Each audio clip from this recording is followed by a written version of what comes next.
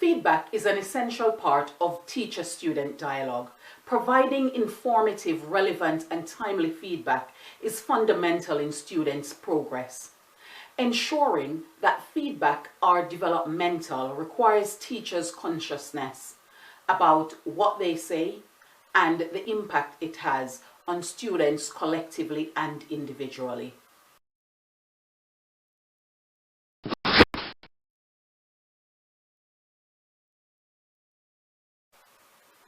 Criticism is essential for growth. However, too much criticism can become discouraging and demotivating. It's important to criticize the win-win and find creative ways to remove misconceptions both in knowledge acquisition and behaviors of choice.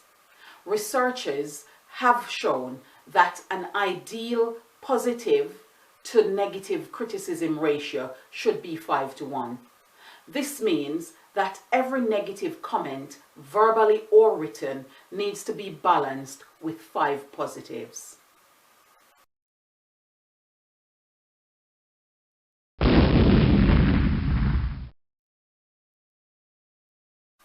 Put down from any individual is wrong, and often a reflection of how that person feels in the moment about the situation or about themselves. If it's a challenge to find something positive to say, silence is the best action.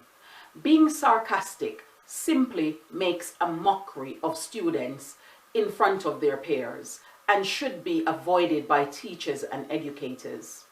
Sometimes teachers are so desperate to give praise, they resort to false praise.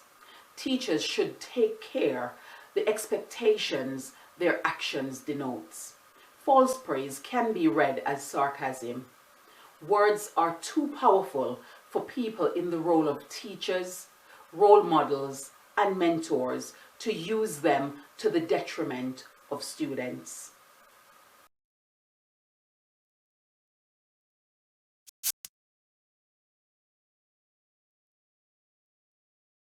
Some students adhere to the expectations without any difficulties.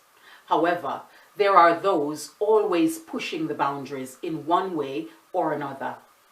Though it is expected that all students meet the expectations, some needs help doing so.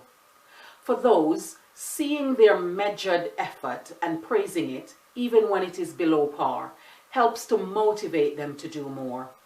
Look at the small steps and keep a positive outlook.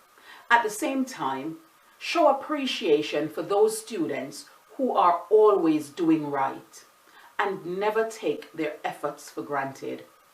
Help them see the reward in doing the right things, choosing to be good citizens and good people.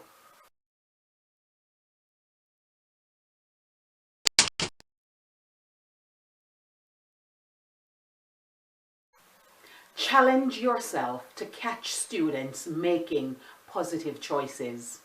Acknowledge it and affirm the value in what they've done. This is being proactive and it pays forward. Other students will want to be recognized for good and start doing the right things too. Poor behaviors need to be addressed. It's the way in which it's addressed that becomes the problem. Treat students with respect. Help them think about their actions and dealing with how to make things right now and in the future. Puts positivity in how we can criticize students. Finding ways to support their transformation rather than a nagging and punishing cycle has more impact in changing learning and behavioral outcomes. The brain process criticism, assigning positive associations to those that are developmental and productive. If criticisms are not developmental, students can feel defeated and humiliated by them. High levels of sanctions could also leave students feeling stuck in a downward cycle. The positive-negative rewards ratio should be less of a focus for teachers, and instead improving the use of productive criticism that is relevant and impactful for students' achievement and self-esteem, both short and long term.